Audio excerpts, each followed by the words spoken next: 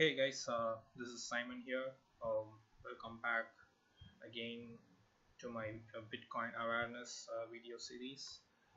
So when we when I talked about Bitcoin the last week, I promised that I would be making a video series on um, how the new Bitcoins get minted, about the entire Bitcoin ecosystem. So as a follow-up, I thought of coming up with this video um, on the entire cycle of Bitcoin transactions. What happens on a day-to-day basis. So just a quick recap. So Bitcoin. So what is Bitcoin? Bitcoin is a digital currency. It is a universal currency. No country, no nation can claim ownership for it. It is truly decentralized, like you and me, each and every person in this world are the actual ones who are going to run Bitcoin. Okay, it's not owned by any corporation. Nobody, no single person or no single entity can take any decisions. They cannot just print money, bring new money into existence just like that, just like how the banks do. And there's no concept of debt, truly decentralized. And and also another special thing about Bitcoin that we saw is that there are only going to be 21 million Bitcoins that are ever going to come into existence in this world. So that kinds of gives it a numismatic value. If you have collected things of numismatic value, that's why people say Bitcoin is a storage of value. You store Bitcoins, you HODL, HODL. You don't call in the Bitcoin community. You don't call it as hold. You call it as HODL. So you HODL Bitcoin for the future. That's what a true Bitcoin evangelist would be doing. Um, okay, so coming back to today's video series. So what is a transaction, guys? Any transaction, like a transaction happens when someone sends uh, money, in exchange of a product or in exchange of a service. You send money to a person A sends money to person B to buy a product or buy a service. So that's when comes into place a transaction. Uh, so in Bitcoin, say for example, I like a product uh, in Buenos Aires, Argentina, and I like to purchase it, but I do not want to go through all these foreign exchange services converting my Indian rupees into Argentinian pesos or whatever their currency is.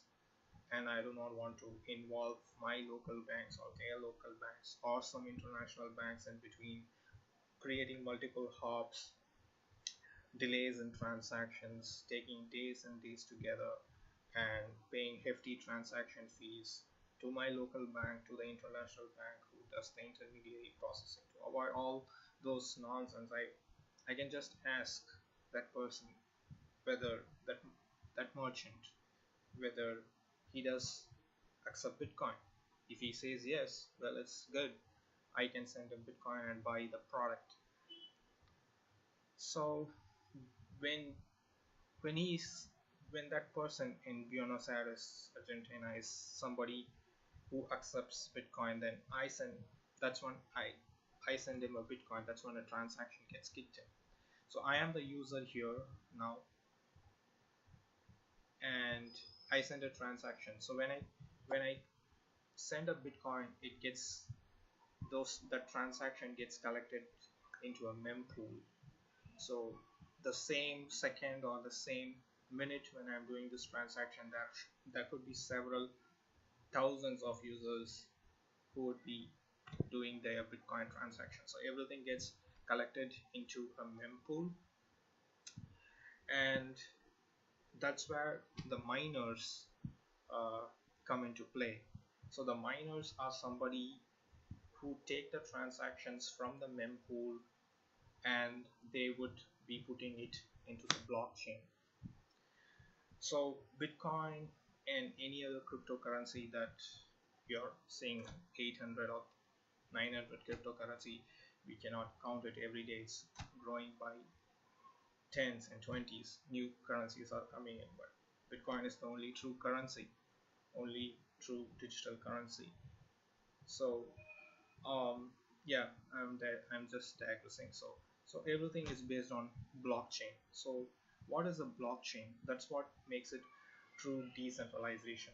Okay, so when you want to make a transaction, you're a user, what you can do is you can download the Bitcoin software, Bitcoin, and you can create a node, and you will have a wallet, and you can do transactions. There are other ways to do Bitcoin transactions without having the need to download the Bitcoin software or setting up a Bitcoin node.